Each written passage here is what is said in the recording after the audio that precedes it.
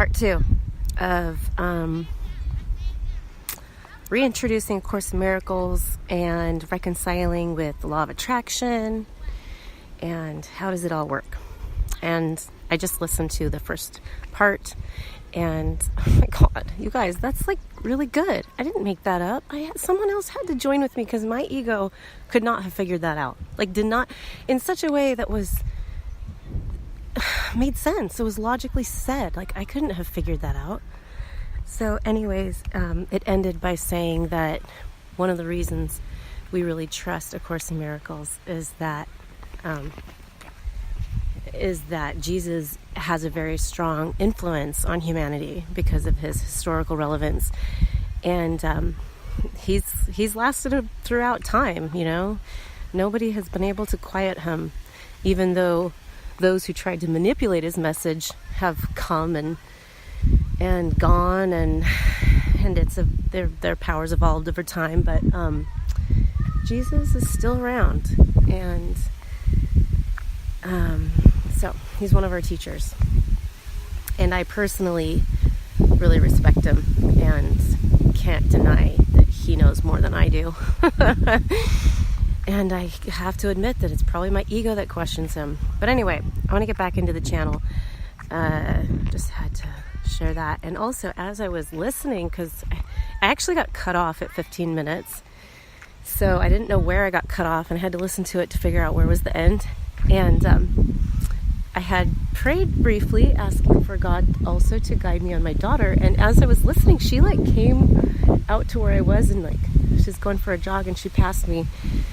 So I feel like I do still need to address her. And so I'm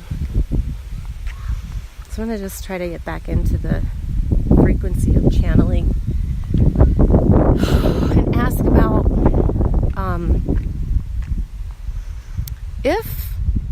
okay, so I was given in this third book, and I think he talks about healing in the first book, Mr. Renard. So I think I should probably practice that method of healing that they gave. I just have to reread how do you heal other people? Do you have to have their permission? And I guess also I'd like to know what bothers me. What is the forgiveness lesson about my daughter, regardless of whether or not she does heal, and whether or not my efforts of loving her can contribute to that. What is the forgiveness lesson about? Because we are supposed to bring our forgiveness lessons to the Holy Spirit and ask for his guidance. And so I guess asking him for his guidance, step 1 is to practice the healing exercise in the book. But also I would like some verbal explanation of, you know, how to lighten my heart on it. And I think a mother's guilt has something to do with this, because definitely part of the reason why, like if she was born with like a birth defect, I would feel differently. You know, I feel like psychologically I didn't do a good job as a mom, and I caused her to have some health issues. And so I guess I need to forgive myself, and I don't know how to do that, because I feel like what I did, and I can't go back and take it back. So this is probably part of that. So let's go back into channeling. Dear God, it helps me to state it. It helps me to sort of say the question and step into feeling better about it, and then just talk. So, dear God, I would love to feel better about watching my daughter struggle with health issues that I feel like I contributed to. So can you help me? What is a better perspective? How can I see this differently and begin my own healing around it so that I can release this lesson?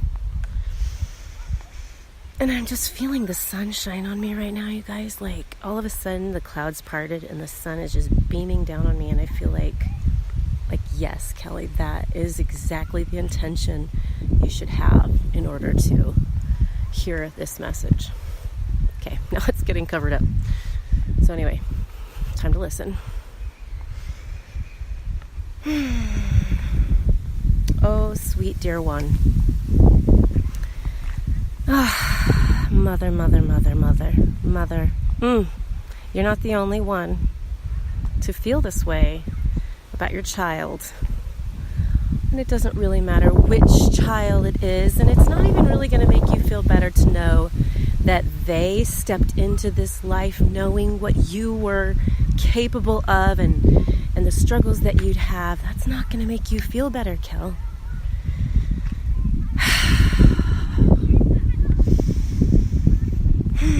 This is perhaps why the Course insists that it's a mad world. It's a mad world, the guilt that we're capable of. And it's our guilt that perpetuates the pain. You know, it's your guilt that keeps her injured. It's your guilt that does that. Because you've been programmed.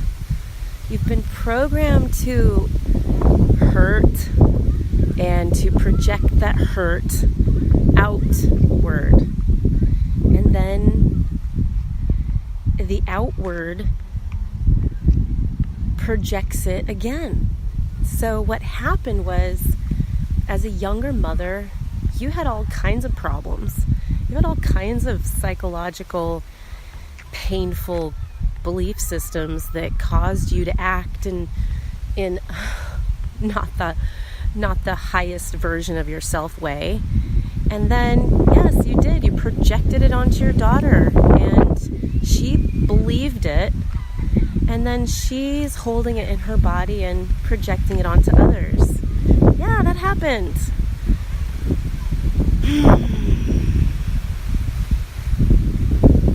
So what is the answer? What is the healing that... And I swear, I'm looking at the clock going, how long is it going to take for me to get an answer to this? Am I going to get this within 15 minutes? Because I do not know what the answer is. I do not know what my Holy Spirit is going to say to help me feel better about this, because I can't even imagine releasing this guilt. It feels like it's in the past. It happened. There's nothing I can do to go back. Even if I could go back in time and like know what I know now and go sit back there, my anxiety was so high as a young mom, as in my 20s. I had so much anxiety that I couldn't stop myself. Like when I first realized that like I was the cause of my own pain, and I argued with my husband all the time, and I knew it was coming from me, it took me 2 years to like even slow that boat down. Like it took me years to stop myself. So even if I could go back in time, I couldn't change it. And even if Galia did, as a spirit, step in to be this like warrior spirit and like take on this heavy life, that doesn't make me feel better. I still don't want her to suffer.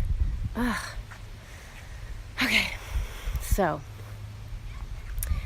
what the Holy Spirit just said, and I can't tell if it's like I'm looking at the words or I'm hearing it. It's something in between that. It's in my mind, and maybe I could see letters, but I hear it at the same time. Like this, all of this happens like that. Not all of it. Anyway.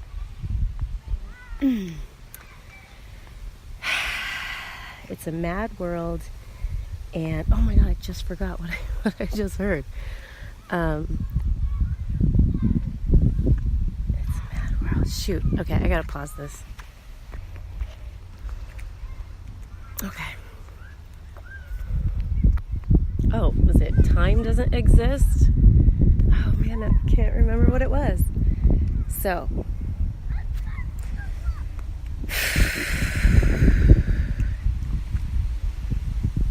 it's a mad world.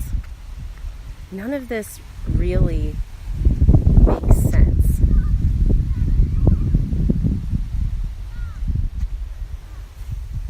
Time doesn't exist. Okay. All right. I'm efforting too much. When you effort, it's your ego, and it's going to block the message of the Holy Spirit. So in order to heal the Holy Spirit's loving wisdom, you have to like stop listening to your ego. And my ego wants to like have this answer and have this really profound answer. So I'm going to try to just let that go. Okay, going back into, I feel like I just want to love the mother. I just want to love the mother right now. I'm just going to send love out to all the moms.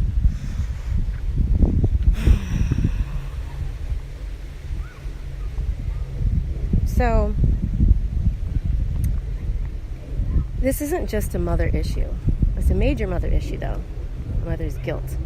But it's an issue about karma in general, that when we affect someone else's experience, we are giving them a problem. And once we do that, it's actually a gift, because it gives them a quest. It gives them, because they're going to want healing. So whether or not they actually act on it, they're going to have a quest for healing presented to them. And so both of our souls actually signed up for a way to love the other person. I signed up to be the bad guy and give her this thing to work on, and she signed up to take on some of the burden of my karma, knowing I wouldn't be ready to heal it at that time, or I'd be working on so much that it was unlikely I would have healed by that time. And so we both took on an aspect of that karma. And this is not the lesson of beauty that can be found in karma. This is a lesson of the Holy Spirit script to undo the separation concept. And so as we recognize that this world is not real, it's just a stage, that quantum physics knows that there is nothing really solid. Okay, there's no doubting that. It's just, how do we exist as human beings with hearts and souls in it? And it's reinterpreting everything a little step at a time. Our Holy Spirit's going to give us just enough to edge our emotional set point up, out of the fear, out of the guilt. Just enough, not to freak our ego out, just enough to edge us up. And the answer to the guilt that comes with how you've hurt people in the past is to believe in them, to namaste them, tell them, I see your wisdom and your strength, and I know you can do this. You can heal. You can do it, And that is, that's all we can do for them. And that's enough, because they learn their power. And if someone else has faith in you, it boosts your ability to accomplish something. So that is what you can do for your children.